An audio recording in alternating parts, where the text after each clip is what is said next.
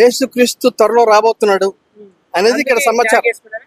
7 భాషల్లో పెట్టా, ఒకటే కాదు, మళ్ళీ తెలుగు వాళ్ళకి మాత్రమే కాదు, సిటీలో ఉన్న అన్ని భాషలు మాట్లాడే వాళ్ళకి తెలుసుకోవాల్సిన నగ్న సత్యం అని చెప్పి వేసుకున్నా బ్యాట్. ఓకే, సో ఈ బోర్డు వేసుకోవడానికి కారణం ఏంటంటే, మన భారతదేశం డెమోక్రటిక్ కంట్రీ అంటారు, ప్రజాస్వామిక దేశం, అన్ని మతాలకు పుట్టినిల్లు, అన్ని మతాలను గౌరవించేది, అన్ని మతాలను సమానంగా ట్రీట్ చేసేది. డెమోక్రటిక్ కంట్రీ అంటేనే ప్రజల కొరకు, ప్రజల చేత, ప్రజల క్షేమాభివృద్ధి కొరకు పనిచేసే దేశం అని అర్థం కదా. ఇప్పుడు సహోదరుడు ఉన్నాడు, కెమెరామ్యాన్, చక్కగా తన భక్తిని చక్కగా మాలేసుకున్నాడు. ఎన్ని 40 రోజులా, 21 డేసా? సహోదరుడి పేరేంటి? శశి, కెమెరామ్యాన్. ఈ రోజు సిగ్నేచర్ స్టూడియో కెమెరామ్యాన్ చక్కగా తన ఆధ్యాత్మికను ఉట్టిపడుతూ చక్కని దృశ్యాన్ని వేసుకుని 21 రోజులు దీక్షలో ఉన్నాడు తను కదా. సో ఎవరు అబ్జెక్ట్ చేయరు ఆయన్ని కదా, ఎవరు అబ్జెక్ట్ చేయరు. ఎందుకు వేసుకున్నావు ఇదే ఈ డ్రెస్ ఏదో వేసుకున్నావు ఏంటి, ఈ వయసులో నీకు ఈ వైరాగ్యం ఏంటి అని అడుగుతారా? ఎందుకు అడగరు? ఎందుకంటే మన ప్రజాస్వామిక దేశం ఇది. ఎవరు ఇతర మతాలను ఎవరు క్వశ్చన్ చేసే అధికారం గానీ అవకాశం కానీ ఉండదు. అంటే ఇప్పుడు మీరు ఏమంటున్నారు అంటే, ఒక్క నిమిషం, ఇప్పుడు ఈ బోర్డు మీరు ఎందుకు వేసుకున్నారు ఎందుకు ఎదురుకున్నటువంటి కెమెరామ్యాన్ కూడా హనుమాన్ మాల్ లో ఉన్నాడు కదా, అతను అడిగిన ప్రశ్న నన్ను ఎందుకు అడుగుతున్నారు మీరు అంటున్నారు, అదేనా? అలాగే అడగట్లే కాదు. సో మీకు డౌట్ వచ్చింది మామూలుగా, ఎందుకంటే ఎవరి దగ్గర ఉండదు ఈ బోర్డు కదా. సో ఇన్ని లక్షల మందిలో నా ఒక్కడి దగ్గరదే ఉంది ఏంటి అనేది మీరు కాస్త ఎక్సైట్ అయ్యారు. సో దాన్ని కూడా నేను నివృత్తి చేస్తా ఆ డౌట్స్ కూడా. సో కారణం ఏంటంటే, యాక్చువల్ గా మన భారతదేశంలో ఎవరి మతాన్ని వాళ్ళు ప్రచారం చేసుకోవచ్చు, ప్రకటించవచ్చు, ఆచరించవచ్చు. 18 సంవత్సరాలు నిన్న ఏ ఒక్క వ్యక్తి అయినా భారతదేశ పౌరునిగా వాళ్ళకి నచ్చే మతాన్ని స్వీకరించవచ్చు, మారచ్చు కూడా, బలవంతం లేకుండా వారికి నచ్చిందా, అందులో పద్ధతులు నచ్చాయా, అదేదో నాకు మంచిగా అనిపిస్తుంది, నాకు కాస్త ఏదో నెమ్మదిగా ఉంది, దీనివల్ల నాకేదో మోక్షం దొరికే మార్గం ఉందని ఎవరైనా వాళ్ళంతా వారు అనుకుంటే మారిపోవచ్చు. అలాగే మన ఇండియాలో చాలా మంది ఉన్నారు ఇతర మతాల నుంచి క్రైస్తవులకు వచ్చిన వాళ్ళు, క్రైస్తవుల నుంచి ఇతర మతాల్లోకి వెళ్ళిన వాళ్ళు, ఎవరిని ఎవరో అభ్యంతరపరచడం. ఇదైతే బోర్డు విషయంకి వస్తే, ఈ బోర్డు నాకు నేను అనుకుంటున్నా, నా యేసయ్య నా కొరకు ప్రాణం పెట్టాడు. అత్యంత ఘోర పాపిని నేను, అనేక చూపుతో, తలంపుతో, క్రియల్లో, చేతల్లో పాపంలో పుట్టి పెరుగుతున్న నా కొరకు యేసయ్య రక్తం కాచి నా పాపానికి క్షమాపణ కలిగించాడు అనేది బైబిల్లో ఉంది, ఇతర మత గ్రంథాల్లో కూడా ఉంది.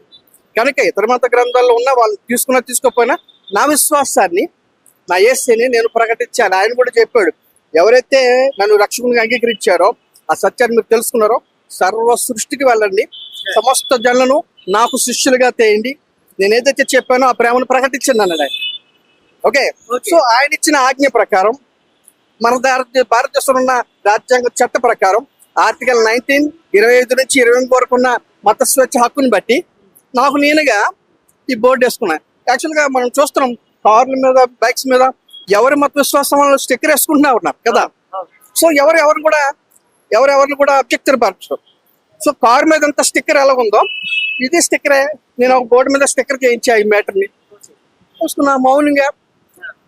పొద్దున్నే ఎవరి విశ్వాసాలు వాళ్ళు కారు మీద ప్రకటించుకున్నట్టుగానే నేను కూడా నా విశ్వాసాన్ని బోర్డు ద్వారా ప్రకటించుకుంటాను. అంటే ఎవరి మతాన్ని వాళ్ళు కార్ల మీద, బండ్ల మీద, ఇంటి మీద వేసుకున్నప్పుడు నా మతానికి సంబంధించిన ఒంటి వేసుకున్నారని మీరు అంటున్నారు. అంతే, బైక్ లేదు. మీరు చూసారు ఎలా కనిపించారు, నేను నడుస్తున్నాను, నేను పాదచారి. ఓకే, సో వాళ్ళు నిశ్శబ్దంగా వాళ్ళ మత విచారాన్ని చక్కగా కార్ల మీద, అద్దాల మీద, బైక్స్ మీద, ఇళ్ల మీద, గోళ్ల మీద రాసుకుంటా ఉన్నారు కదా. సేమ్ నేను, నాకు కారు లేదు, బండి లేదు, సో ఇదేదో ఆలోచన బాగుంది, చేసే ప్రేమను అంతలోకి తీసుకెళ్దాం అని జస్ట్ బోర్డు. ఇప్పుడు ఏదైతే ప్రశ్న మిమ్మల్ని అడిగినో, నాలుగు ఎవరన్నా మిమ్మల్ని ఇట్లా అడిగిరా అని, ఏందన్నా బోర్డు వేసుకుని అని చెప్పేసి అడిగిన చెప్తా అటువంటి వాళ్ళకి మీ సమాధానం ఇచ్చినారా? సో యాక్చువల్ గా దీంట్లో ఉన్న మ్యాటర్ గురించి మీకు ఇంకా ఎప్పుడు తెలియదంటే, యేసు త్వరలో రాబోతున్నాడు కదా, ఏంటన్నా ఆయన మళ్ళీ రాబోవడం ఏంటి అని అడిగితే నేనేం చెప్తానంటే, 2020 సంవత్సరాల క్రితం మొదటిసారి యేసుక్రీస్తు వచ్చాడు. ఎందుకు? మనుషులందరి పాపానికి క్షమాపణ కొరకు ఆయన రక్తాన్ని చిందించడానికి వచ్చాడు. చిందించాడు, పాపాన్ని అందరికి క్షమాపణ ఇచ్చాడు. ఓకే, సమాజ చేయబడు 3వ దినాన్ని లేచాడు, మృత్యువుని జయించాడు. ఓకే, ఆయన పరలోకానికి వెళుతూ ఆయన చెప్పాడు ఏంటంటే, నేను మరలా త్వరలో రాబోతున్నానని చెప్పాడు ఆయన. సో ఆయన త్వరలో రాబోతున్నాడు రెండోసారి. మొదటిసారి ప్రాణం పెట్టడానికి వచ్చాడు, రెండోసారి రాబోతున్నాడు. వచ్చేటప్పుడు సూచనలు చెప్పాడు ఆయన. వచ్చేటప్పుడు భూమి మీద మీకు ఈ సూచనలు కనిపిస్తాయి. అవేంటంటే, భూకంపాలు జరుగుతాయి, రాజ్యాలు యుద్ధాలు చేసుకుంటాయి, అనేకుల ప్రేమ చల్లారిపోతుంది, పాపం మితిమీరిపోతుంది, అంటే జరిగినాయి. అన్ని జరుగుతా ఉన్నాయి. రాజ్యం చూడు, ఇప్పుడు మన పక్క పాకిస్తాన్ తో మనకు యుద్ధం రెడీ అయిపోయింది. ఇజ్రాయెల్ చుట్టూ యుద్ధ వాతావరణం, నార్త్ కొరియాకి అమెరికా యుద్ధ వాతావరణం, రష్యా ఉక్రెయిన్ యుద్ధం, భూకంపమా మనకు తెలుసు, మీడియాలో ఉన్నాం. ప్రతి చోట భూమి ఎక్కడో కనిపిస్తా ఉంది. ఇప్పుడు నాకు యుఎస్ లో సునామీ రాబోతా ఉంది. ఇవన్నీ కూడా ప్రకృతి విలయాలన్నీ కూడా రెండోసారి ఆయన రాబోతున్న సూచనలు.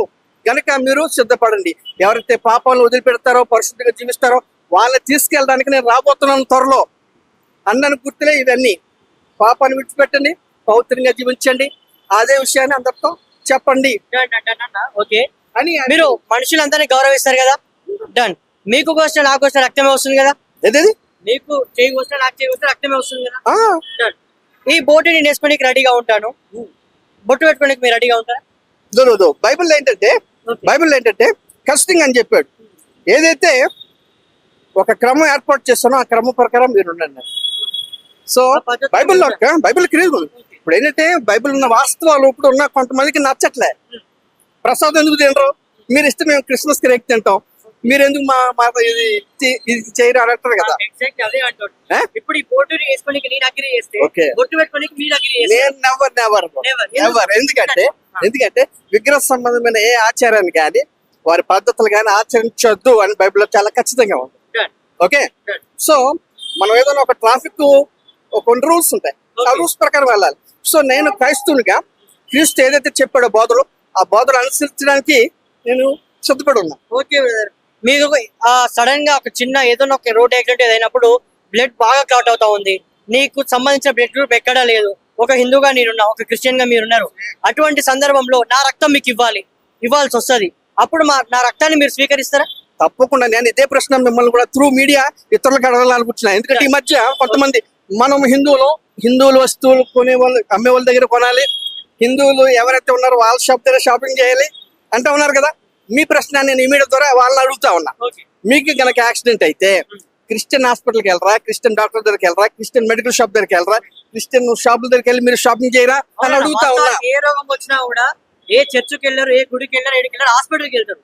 హాస్పిటల్లో వైద్యులు హిందూ గానీ, ముస్లిం గానీ, క్రిస్టియానిటీ గానీ, సిక్కులు గానీ ఎవరైనా కూడా ఏ ఆరోగ్య సమస్య వచ్చినా కూడా ఏ గుడికి వెళ్ళారు, చర్చికి వెళ్ళారు, మసీదుకి వెళ్ళారు, హాస్పిటల్ కి మాత్రమే వెళ్తారు. డాక్టర్ ఎవరైనా కానీ అక్కడ కూడా అన్ని మతాల వాళ్ళు ఉంటారు కదా. మనం వాళ్ళు అడిగి నీ క్యాస్ట్ ఏంటి అని అడిగి అప్పుడు ట్రీట్మెంట్ చేసుకుంటావా? నీ క్యాస్ట్ ఏంటి చెప్పు అని అప్పుడు కొంటావా? తప్పది. ఒక విషయ ప్రచారాన్ని మనుషుల్లో పెట్టారు భయ్యా. ఇంతకుముందు లేదు, అది ఇంతకుముందు లేదు. ఇంతకుముందు కూడా సిగ్నేచర్ ఎక్కడ ప్రవీణ్ పగడాల దగ్గర ఉన్నప్పుడు మీకు చెప్పా, ఒక ఎగ్జాంపుల్ చెప్పా, గుర్తుందా? ఆ వాయిస్ లో మీకు గుర్తుంది, ఒక ఎగ్జాంపుల్ చెప్పా. భారతదేశం అంటే ఒక పూల గుత్తి లాంటిది, బొకే లాంటిది. అన్ని రకరకాల పూలు కలిపిస్తే ఎంత అందంగా ఉంటుందో చూడడానికి అందరు ఆస్వాదిస్తారు, అందరు కావాలని కోరుకుంటారు. అలాగే ఒక రంగుని తీసి దాన్నే మనం హైలైట్ చేయాలని చూస్తే రైన్బో 7 రంగులు ఉంది, ఎంత చూడముచ్చటగా ఉంటుంది. దాంట్లో ఒకే ఒక రంగుని తీసి ఇదే మందంటే ఎలా ఉంటుంది? సో అటువంటి విషయ ప్రచారం లేకపోతే మత విద్వేషాలు రెచ్చగొట్టే ప్రయత్నాలు జరుగుతున్నాయి. అది చాలా విచారకరమని నేను భావిస్తా ఉన్నా. ఎందుకంటే ఇంత ఆధునిక కాలంలో మనం ఉన్నాం, ఇంకా కుల మతాలు మతాన్ని ప్రోత్సహించడం ఎందుకు? సో కొంతమంది సొంత లాభం కొరకు, వారి స్వార్థ ప్రయోజనాల కొరకు ఇతరులని తక్కువ చేసి మాట్లాడడం, కించపరచడం, కామెంట్ చేయడం, అదంతా మాత్రం ప్రజాస్వామిక దేశంలో మంచిది కాదు. డెమోక్రాటిక్ కంట్రీలో ఇలాగ ఒక పక్షాన్ని కొమ్ము కాయడం, ఒక పక్షాన్ని హైలైట్ చేసి ఒక పక్షాన్ని తొక్కేయడం లాంటిది చాలా ఇల్లీగల్, చాలా అమానవీయం. అది నేతృత్వ పాలనలోకి వస్తుంది కదా. డెమోక్రటిక్ అనే దానికి అర్థం లేదు. మంచి ప్రశ్న అడుగుతున్నావు తమ్ముడు నువ్వు. ఈ రోజు సమాజానికి వెళ్ళవలసిన వర్తమానం అదే. డెమోక్రటిక్ కంట్రీలో ఇటువంటి విభేదాలు కానీ, వివక్ష కానీ, అసమానమయ్య కానీ ఏది తీసుకురాకూడదు. చిన్న వయసులో ఉన్నావు కానీ మంచి క్వశ్చన్స్ నువ్వు ఆర్గ్యూ చేస్తున్నావు, మంచి ప్రశ్నలు అడుగుతున్నావు, నీ ద్వారా సమాజానికి మంచి మ్యాటర్ వెళ్తుంది. జరిగినటువంటి జమ్మూ అండ్ కాశ్మీర్ అటాక్ ఏదైతుందో అక్కడ పోయిన వాళ్ళు నువ్వు మాలనా, మాదిగనా, రెడ్డియా, కమ్మ, కాప అని అడగలే, హిందువా, ముస్లిమా అని చెప్పేసి దాడులు చేస్తారు. అక్కడ అట్లా ఉంటే ఇక్కడ కులాల కోసం, మతాల కోసం కొట్లాడుకునే వాళ్ళకి ఏం చెప్తారు?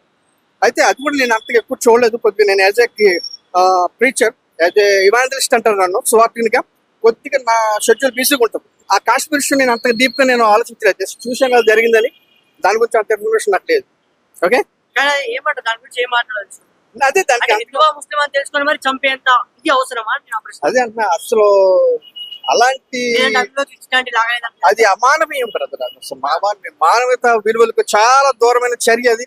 తప్పకుండా అటువంటి చర్య ఖండిస్తున్నాను నేను. మనుషుల అమాయకుల ప్రాణాలు తీయడం చాలా అమానవీయం. అది ముఖ్యంగా ప్రజాస్వామిక దేశం, డెమోక్రటిక్ కంట్రీలో ఇంకొక మనిషిని హత్య చేయడం కానీ, ఇంకో మనిషిని భయంకర కిరాతంగా చంపడం కానీ, నరకడం కానీ చాలా అమాయమేం. మానవత దృక్పథంతో అటువంటి చర్య నేను ఖండిస్తున్నా. తప్పకుండా. సో ఇది మీకు డౌట్ క్లియర్ అయింది కదా. రెండోసారి రాబోతున్నాడు యేసు ప్రభు. మనుషులందరికీ ఒకసారి వచ్చాడని ప్రాణం పెట్టి వెళ్ళిపోయాడు, మృత్యుని జయించి తిరిగి రాబోతున్నాడు ఆయన. అందుకని ఈ వార్తని అందరూ పాపాన్ని వదిలిపెట్టి కాస్త మంచిగా బతకండి రా బాబు, మోక్షరాధంలో తీసుకెళ్ళడానికి వేసే రాబోతున్నాడు అన్నదాన్ని ఒక తెలుగులకే కాదు 7 భాషల్లో పెట్టా. International language, national language Hindi, mother tongue Telugu, ఈ 4 other tongue Kannada, Tamil, Malayalam, Marathi. Okay. So అందరిని ప్రేమించే క్రైస్తవులుగా అందరికీ ఈ ప్రేమ సువార్తను తెలియచేయాలని ఇది పెట్టుకుని తిరుగుతున్నారు. సో హిందువులుగా అందరూ నువ్వు చెప్పాను కదా, ఎవరి మతాన్ని వాళ్ళు చక్కగా ప్రమోట్ చేసుకుంటున్నారు. కార్నర్స్ చక్కర్లు వేసుకుంటున్నారు, బళ్ళ మీద రాసుకున్నారు, గోడ మీద రాసుకుంటున్నారు, చక్కగా స్లోగన్స్. గౌరవిస్తాం, ఎందుకంటే మనం ప్రజాస్వామిక దేశంలో ఉన్నాం కనుక. ఆర్టికల్ 25 నుంచి 28 వరకు, ఆర్టికల్ 19 వరకు దేశ ప్రజలు అందరికీ ఏ గల్లీలో అయినా రాజ్యంలో ఈ మా ప్రాంతానికి ఎందుకు వచ్చారని అడగడానికి లేదు కదా. దేశంలో ఏ గల్లీలో అయినా మన మత ప్రచారం చేసుకోవచ్చు. నమ్మిన వాళ్ళు నమ్ముతారు, అక్కర్లేదు అనుకున్న వాళ్ళు సైలెంట్గా ఉండాలి. కానీ ఎదురు తిరిగి దాడులు చేయడం, వాళ్ళు ఆపమని చెప్పడం మాత్రం రాజ్యాంగానికి విరుద్ధం ఉంది. అలాంటి వాళ్ళ మీద ఐపీసీ సక్సెస్ పడితే చాలా క్రిమినల్ చర్యలు తీసుకోవాలనుకుంటూ ఉంటుంది అనమాట. సో తప్పకుండా చాలా తక్కువ సమయంలో మంచి ఇన్ఫర్మేషన్ పాస్ చేస్తున్నాం.